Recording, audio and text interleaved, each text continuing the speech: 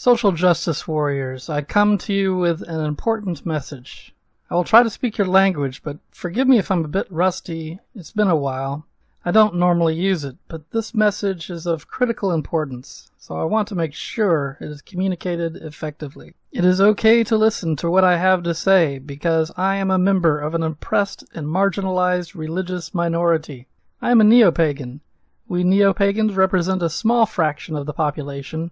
We are poorly represented in government and in media.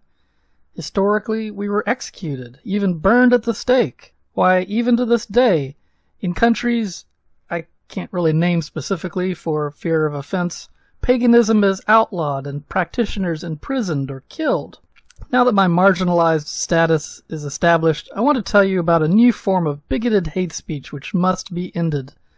Logophobic hate speech has reared its ugly head on websites and on campuses nationwide. Logophobia is the irrational fear and hatred of logic and reason. It is deeply offensive to me and my sincerely held religious beliefs. You see, logic and reason form a critical element of my faith. The pagan philosopher Aristotle taught that reason is what separates us from the rest of the animal kingdom. It is what makes us distinctly human. We have a rational capacity, and the exercising of this capacity is thus the perfecting of our natures as human beings.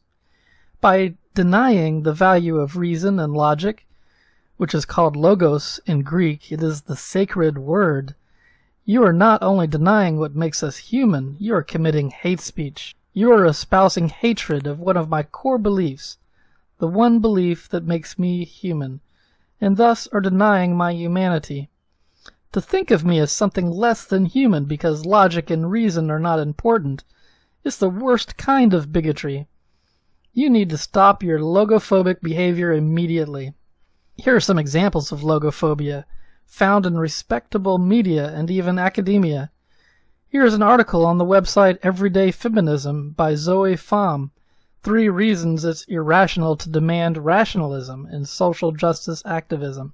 Her second reason here is as rationalism is a tool made to hurt us. In the context of anti-oppression work, limiting ourselves to rational thinking means we're choosing to use the tools that make sense to our oppressors, which are usually tools made to hurt us. No, it is not. The tools of rationality are tools made to understand the world, to get to reality. Nobody made them to hurt you.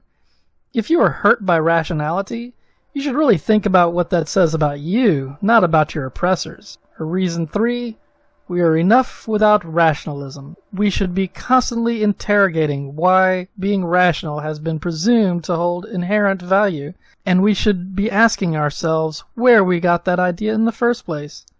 The institutions that taught us what we know should be placed under suspicion. Our rational faculty is what makes us human. As Socrates said, the unexamined life is not worth living. And it's interesting that you seem to believe in examining life. You believe in constantly interrogating.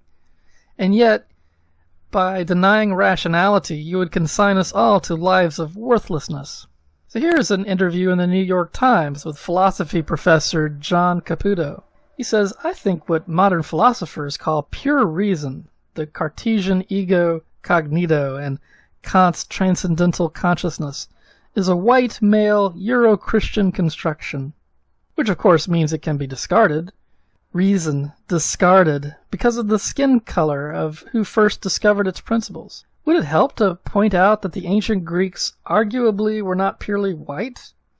And they certainly were not Christian. Would that help you to recognize the value of reason? This is logophobia, pure and simple. It is hate speech against my core beliefs and hate speech against humanity itself. Join me, fellow travelers and justice seekers, in denouncing logophobia and calling out logophobic hate speech wherever you may encounter it. Thank you.